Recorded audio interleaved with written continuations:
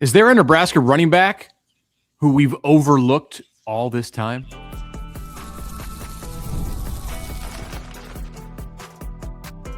You are Locked On Nebraska, your daily Nebraska Cornhuskers podcast, part of the Locked On Podcast Network, your team every day. Hello, and thanks for making Locked On Nebraska your first listen every day. We are free and available wherever you get podcasts and on YouTube, part of the Locked On Podcast Network, the number one sports podcast network, your team every day.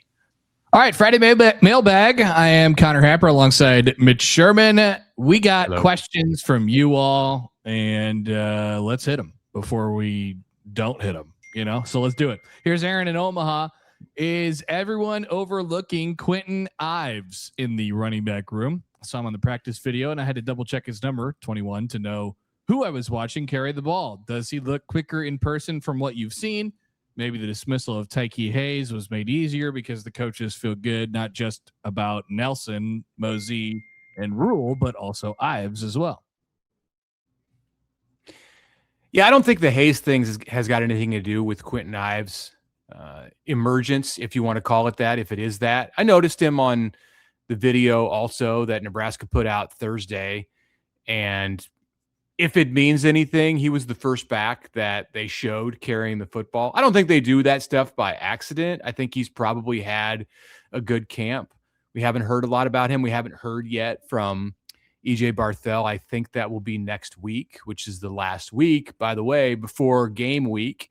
And it would be, that's a prediction that I have is that Barthel will say some things about Quentin Ives and how he's stepped up. But it's probably worth remembering that he's been in the Nebraska program for 3 years and has 140 yards rushing on 26 carries. So if he's going to go, that's not usually the career path of a running back to emerge in their fourth season. But he does look like he's changed his body shape somewhat. Not as much of a hammer. They may still try to use him in that role, but looks like he's worked to become more of an every down back. And I think they like Vince Genatone, number 30, in that goal line or short yardage. If Vince Genatone's going to get on the field, it's in that kind of a role. I haven't seen really anything or heard anything that would make me believe that Ives is working his way into the onto the field, much more than he has been over the last couple of years. I guess we'll see. It is certainly a more wide open room than it has been. I think that's obviously a factor. And I agree with you on the Tyke Hayes thing. It didn't have anything to do with anybody else. So yeah, that was a separate deal from everything. Here is Steven in Kansas City. If and when the Husker sellout streak ends, let it happen organically. Nebraska sports atmospheres like men's basketball at PBA or women's volleyball at Devaney are intoxicating because the fan passion is real. Memorial Stadium has become more of a solemn cathedral than an energetic venue full of disengaged fans holding tickets just to keep a streak alive. That's another reference to that I've heard a lot of this week. We attended a game each year and have found the road games more fun than the games at Memorial Stadium. At the game in 2024 at Rutgers, most of the crowd sat with arms folded, annoyed that we weren't winning by more, while a group of high schoolers below us were having the time of their lives actually cheering. Let's let tickets sell at fair market value to people who actually want to be there and actively participate. We go to a lot more games at Memorial Stadium if it prioritized real fun over maintaining a record. Yeah. Well, not really a question there, but we can comment on that. Yeah. I think that the observation about road games being more fun than home games for Nebraska fans is not new to this current situation with Matt Rule and the lagging ticket sales. We did a whole show, or most of a show, by the way, Thursday here on your feed. If you missed that, go check it out, about the sellout streak and what may or may not become of it here this year with the last year of the large 85,000 configuration seating. So yeah, road games are just more fun because the not always, but they are. I agree with you. They are on average. Yeah, you get a different type of fan that's there. Absolutely. You're likely traveling with multiple people, and so you're going with a small group. Road games are just always more fun. And yeah, home games can seem like a chore, especially at a place like Nebraska where, it's not particularly easy to navigate around the stadium and get in and out and all these different things. I still don't know if that's an overwhelming thing where people show up out of obligation just to keep a streak alive. Like I still don't think that's why people go to football games. I still think people go to Nebraska football games because they love Nebraska football. Way more than not, but I keep hearing this over and over again. We as a collective state are doing our best to talk that into existence here this week. Like that's the favorite take du jour is that fans feel obligated to go to games and buy a ticket because you're doing your part to keep the sellout streak alive. And if they didn't have to feel like that, then maybe there'd be fewer fans there, but it would be just more enjoyable for everybody. So I don't know. That's really tough to get like a scientific answer on. You can ask people and you can hear from 10 out of 80,000 who hold tickets, and I don't know that is a true indication of what it's really like. I mean, there's going to be people who buy tickets out of 80,000 for every reason in the book, and I'm sure there are some, and always have been some, and still would be some, even if the sellout streak ended, who would buy tickets because they felt like they were just doing their part as a Nebraska fan. Yeah, I don't think there's going to be this whole, as we talked about yesterday, I don't think there's going to be this whole group of people, if and when the sellout streak ends, that just immediately go away because, they don't feel obligated to go anymore to keep the sellout streak going. Like, I don't think that will happen. And I also don't think the sellout streak will end in general, just to bring that whole point home. Here is question number 3 from Sam in Waverly. Why did Mekhi Nelson's summer arrest all of a sudden become a topic 2 weeks into camp with Holgorsen and Rule? I thought it was a dead issue. Then it came up on back-to-back days and pressers. What's the thinking on the part of the media to drudge this back up after Rule and Dan had addressed it in Chicago? Well, press conferences didn't used to be streamed live, and a lot of weird things would happen in press conferences. I think the Bo Pelini era is when they maybe they weren't streamed, but press conferences became events because you never really knew what Bo's answer was going to be, and people would ask a question and then hide behind a wall. I mean, not literally, but sometimes it actually seemed like that. So since then, because of technology and the internet, you see, and it's not just Nebraska football, it's everywhere. You watch them in the NFL or Major League Baseball after every game, or in football during the week. And so it's just a part of how we consume sports content now. And yeah, there were questions about Mekhi Nelson last Friday and Saturday that seemed out of left field because it had been addressed by the athletic director, on behalf of the athletic department, and then the head coach in Chicago. But like I said, stuff gets asked all the time that can be off the wall. And I don't know if it was that off the wall to ask about Mekhi Nelson, because the questions were posed more like, hey, now that you've been in camp for a couple weeks, how's he fitting back in? And honestly, Connor, I don't know how you feel about this, but I think it would have been better to ask the question like that.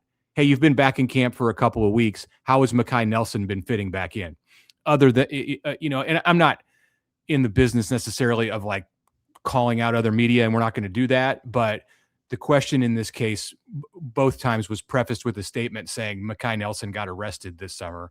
And it's like, everybody knows that. All that was doing was serving to make things somewhat uncomfortable with the coach. Yeah. And clearly I think Rule sort of reacted to it in an interesting way. He didn't feel like it needed to be brought up. And it probably didn't. I agree with you completely. There's just a better way to word that question. I mean, when you bring it up that way, when you preface it like that, it almost is like, it's almost kind of gotcha. I got to get this sort of reaction to that part of it. Hey, Mekhi working his way back in there. How's he been? The local version. It's the local version of put a camera on the reporter and ask the coach how he'd feel if his daughter was dragged down the stairs. This is CBS in 1995, and I realize that's a much bigger stage and all of that. But it is what it is, and everybody moved on. The press conference almost ended with Matt Rule when he took that question about 4 or 5 minutes in, because he was annoyed, and he gave the next 1 or 2 questions kind of yes or no answers. And that's fine. Like, if somebody asks a question that's totally valid and that ends the press conference, then no beef. But if it could be phrased a better way and maybe didn't need to be asked at all because the issue was dead a couple of weeks ago, 3 weeks ago, and then that ends up cutting off the one availability that Matt Rule has in a given week, like, that's unfortunate. The relevant part of it is how's he doing? You know, like how is he doing in camp? And the context that comes with it is, well, he had a little bit of a different summer than everybody else, and you don't have to necessarily say that out loud. So yeah, and then late in the week, I believe it was Thursday, Nebraska posted a video. Here's where Damon Benning and his value to the program extends beyond what maybe the job description is. And Damon, of course, is skilled in asking questions and being a part of the media. And now that he's in the program, there's some crossover there. And you had Damon Benning. He addressed it the right way. He did. And he asked Mekhi about it, and Mekhi was right there. And they were doing granted, it was a friendly situation. The state media that is the school is going to be a friendly situation. But that's just credit to Damon, because he still asked it. I mean, like he made reference to it, like, hey. And Mekhi knew the question was coming. I'm sure they had a discussion beforehand. I don't know exactly what Damon's wording was, but it was basically, hey, you didn't have a very good summer, and coming back, and then he talked about how much he learned, and that's exactly what you wanted to get out of that. And that's step one for Nelson if he is the featured back in Nebraska's offense. Now, he hasn't been in front of the media this month, but that's step one for him to do that walk and talk with Benning to then advance on. I wouldn't think that we'll necessarily hear from him before the first game, but if he goes out and runs for 100 yards against Ohio, he'll come into the media room and it will be more smooth for him because he did what he did late this week on Nebraska's in-house video. Okay, more questions from you all right after this on the Locked On Nebraska podcast.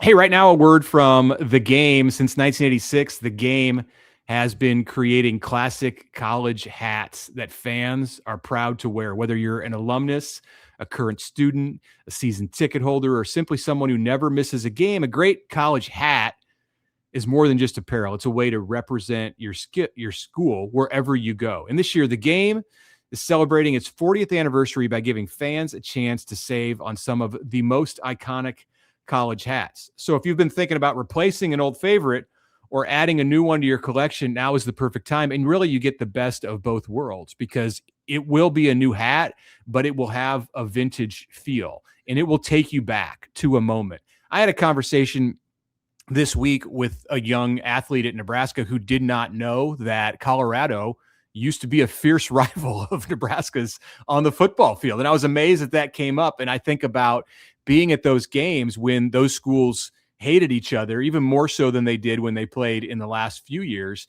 And if you see one of those hats, like if you see a Buffs hat and a Nebraska hat in a room together, it'll take you right back to how those old games felt. So with hundreds of officially licensed college hats to choose from, with The Game, you'll find the perfect fit for game day and every day. Don't miss this chance to celebrate 40 years of The Game with 40% off your entire order. Visit thegamecaps.com and use promo code LOCKEDON at checkout. That's thegamecaps.com, TheGameCaps.com, promo code LOCKEDON. Celebrate 40 years of The Game with 40% off. But don't wait. This anniversary offer will not last forever.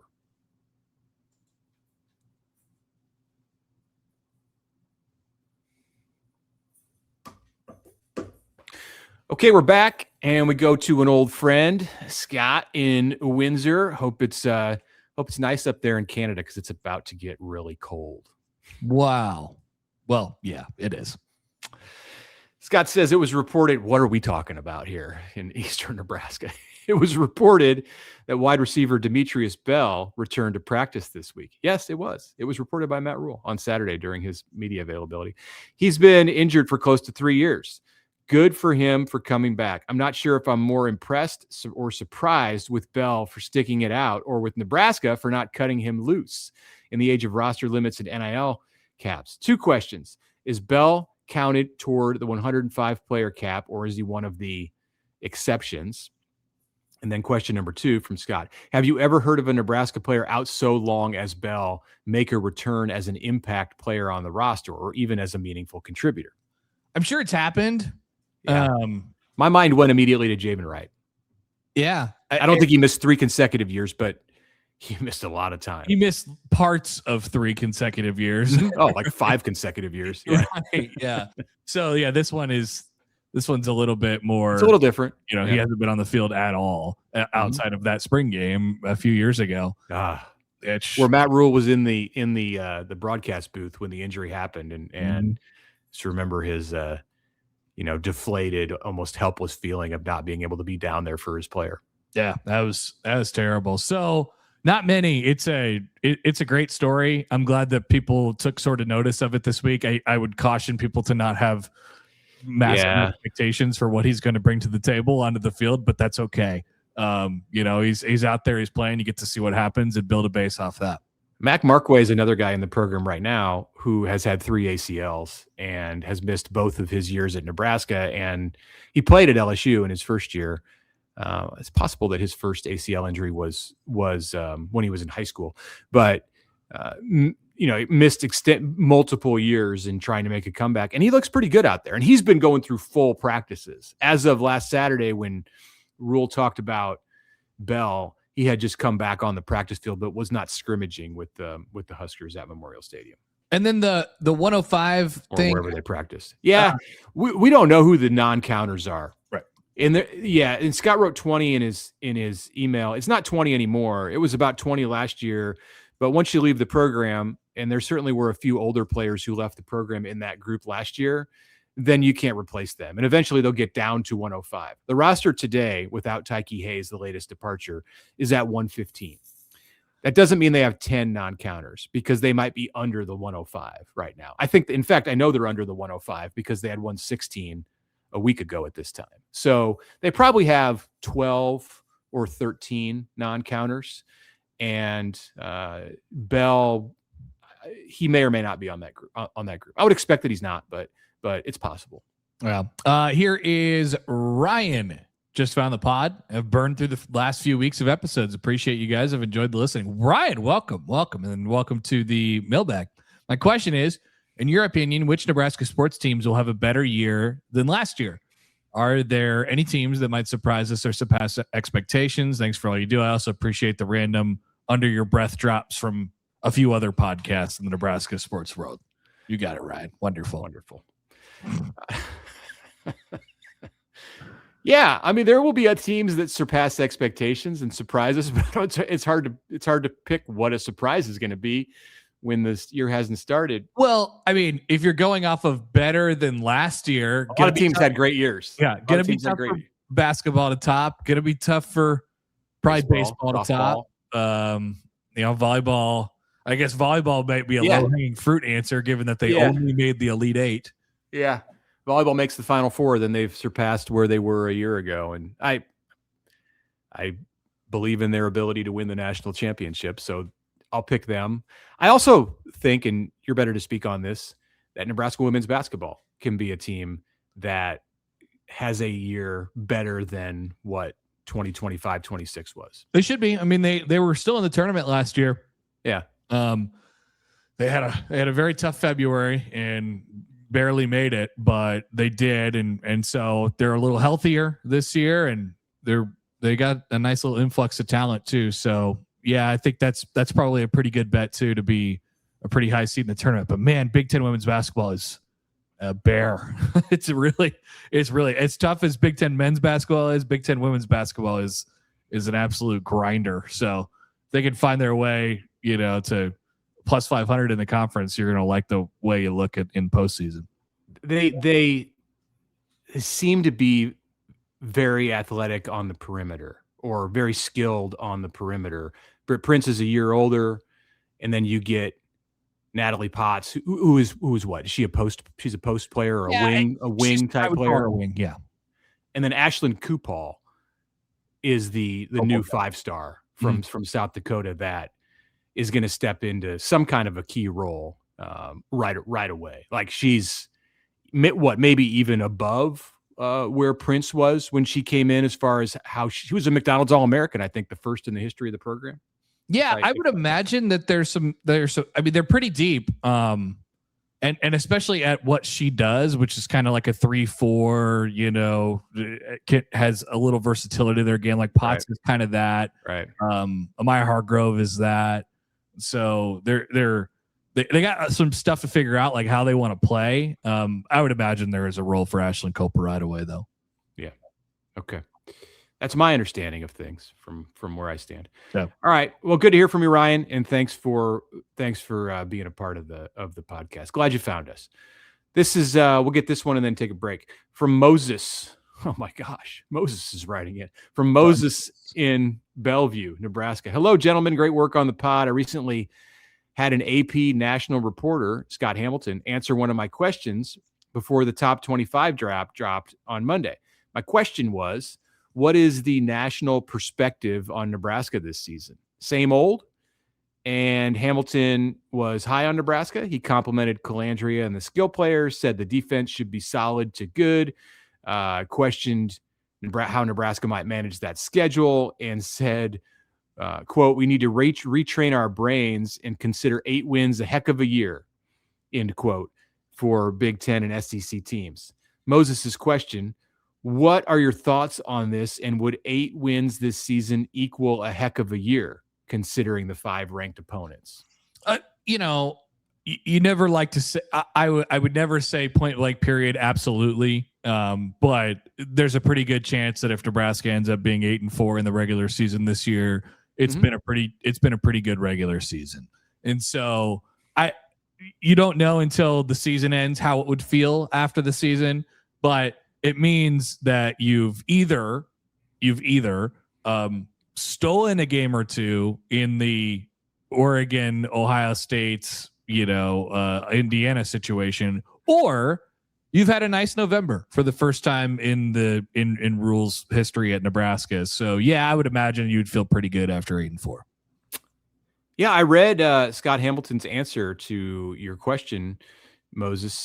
He included the screenshot of that, and it was a different kind of take than, I don't know if he was just crafting it to appear optimistic about Nebraska because it was written by a Nebraska fan. The question was written in by a Nebraska fan, but it was it was a little different than what we've heard from a lot of national people about Nebraska. I still get the impression that heading into the season here, most on the national level and the Big Ten, like wide range Big Ten level, want to just like easily put Nebraska in that bucket of an underachieving team that is yet again going to hit the under on what is a low number at 6.5 this year. So if Nebraska does get to 8, despite what Scott Hamilton says here, I think that would be a surprise and a heck of a year, to use his terminology, in the eyes of a lot of people, both inside the state, but especially outside the state. Yeah, I mean, as far as where is Scott? Where's Scott based in? I assume he's in New York. That's where AP National. His predecessor, Ralph Russo, who now works with me at the Athletic, lives in New York City and lived in New York City then. So he could be anywhere, to be honest. But that is about as optimistic of a national view in Nebraska as I've seen. To be honest with you. It's pretty good. Yeah. All right, let's take a break. Come back. We got Vincent Napa waiting in the wings and Greg and Broken Arrow, 2 of our absolute favorite emailers after this.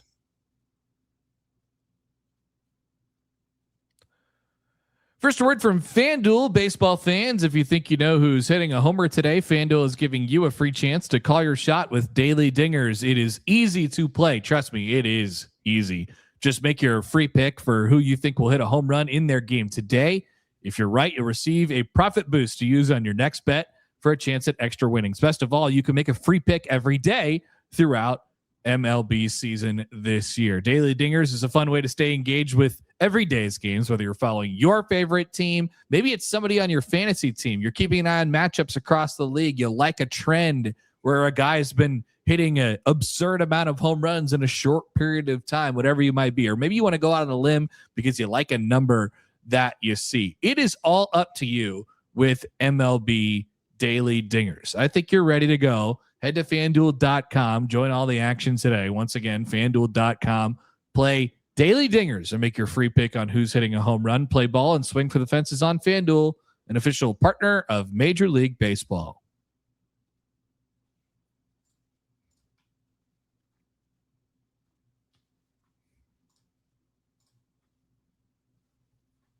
All right, welcome back. We have a couple more questions. I lost my place here on the thing. So let's Greg go. and Broken Arrow. Greg and Broken Arrow. There he is. Hi, fellas.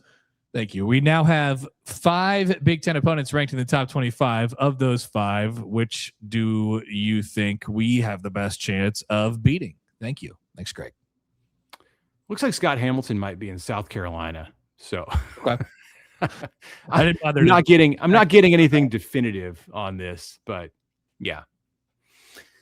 Okay. Greg wants to know which of the 5 teams Nebraska has the best chance of beating. Washington. That's my answer. Iowa. Okay. Iowa. On the road. You're going road game. Yeah, I mean, Nebraska, outside of last year in 2017, has played up to a 1-possession game pretty much nonstop through the last decade. So, yeah. Mm-hmm. I think I took the one that was probably too easy. It's the blackout. It's going to be electric, most likely. And, it's not Iowa, a team that's beaten you 10 out of the last 11 times that you played. So nobody's picking, nobody. Very few people posed this question are picking Indiana, Oregon, or Ohio State. So it kind of comes down. Out of those 3, it's Indiana. Well, yeah, sure. But if you're just going to eliminate the teams that are expected to make the college football playoff, and hey, Washington or Iowa could make the college football playoff, but if you're just picking the teams that made it last year, taking them out, then it comes down to Washington and Iowa. Like I'm taking Washington because of the home situation. Sure. Totally. Yeah. I get that. Nebraska will roll the blackout out for that game, and it'll be a ton of fun. Here's Vincent Napa. Happy Friday, fellas. Keep up the great work. As someone with dual loyalty to Nebraska and the San Francisco 49ers, I'm still basking in the glow of Roger Craig's long overdue Pro Football Hall of Fame induction. Still, that's awesome. Take the victory lap, Vince. We love it.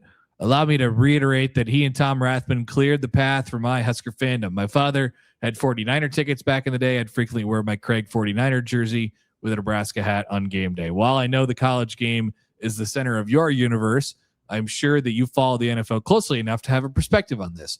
Which other Husker greats can you envision getting a hall pass within the next decade? Wow. Well, Ndamukong Suh will be eligible for the Hall of Fame in 2028. And how about Levante? Well, yeah, I mean, he'll be eligible after that, but I think Suh's already in the College Football Hall of Fame, and I think Levante is a more of a Hall of Famer in the NFL than Suh is. Do you think so? Yeah. Do you think so? I mean, they both had incredible longevity. Levante was a couple years behind Suh at Nebraska and played a year. Suh actually retired in 2025, but the last game that he played was in 22. So according to the Google search that I did, he'll be eligible in 28. I think that Suh is probably more of a slam dunk and a Pro Football Hall of Famer, like to get in Canton, than Levante. Maybe not because he did it at a higher level for a longer time, but because Suh was such a dominant kind of player when he was in his prime. Like he got your attention for things that like Hall of Famers get noticed for. He was a huge presence. And Levante just kind of blended in despite making more tackles than anybody else over the time that he played. It's so Sue, obviously a lot of his maybe most dominant year was his rookie year. I mean, he was absolutely outstanding in 2010, and then had a really nice run with the Lions, which ended in 2014. So that was only the first 5 years of his career. Sue is a 3-time All-Pro, and Levante was a 1-time first-team All-Pro. Obviously, Levante, won that Super Bowl. Sue went to 5 Pro Bowls. Not that Pro Bowls matter for anything. Levante went to a criminally low number of Pro Bowls. Yeah, he was underrated. He was underrated. I cannot. That does not make any sense to me. I mean, he was one of the better linebackers for more than 10 years in the NFL, and I do think the people who will vote on this will see that. So they might both be Hall of Famers in the next 10 years. David will be eligible in 2031. He's one of only 2 players since 1994 to record 1,500 tackles, 40 sacks, and 10 interceptions in his career, joining Ray Lewis. And then one of 2 with Lewis and Brian Urlacher since 1982 with 40 sacks and 35 total takeaways. So he's got a great statistical case. Made 1,700 tackles in his career. I think he'll get in. I think David will get in despite just that one All-Pro on his resume.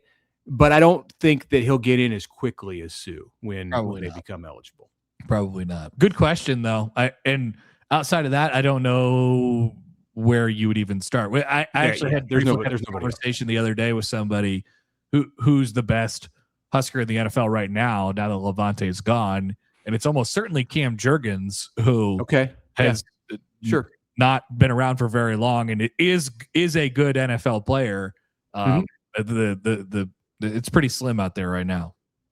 Yeah, Cam Jurgens is one of the highest paid centers in the history of pro football, and that's because of when he plays, and the contracts are bigger now than they ever have been. But the fact that the Eagles gave him that kind of a contract is and that he's in the in the wake of Jason Kelce is impressive. All right, from John in Cedar Falls, it was interesting to hear from D-line coach Corey Brown this week. The 38 days between the previous D-line coach Terry Braden's firing and Brown's hiring included the whole January transfer portal window. Not having a position coach surely affected additions, which impacts the whole year and remains a lingering question mark. Early in the search, it seemed like Matt Rule was fighting for former Temple and Baylor assistant Elijah Robinson, who ended up back at Texas A&M? Ended up at Texas A&M. There wasn't much official, because he was at Syracuse. There wasn't much official talk at the time. Have you since learned anything about what was happening during this important time frame? And now that Corey Brown is here, do you think we ended up with a solid choice? I do think that's who they were going after. And Robinson or Brown? Robinson, who ended up, I believe, is the defensive coordinator at Texas A&M.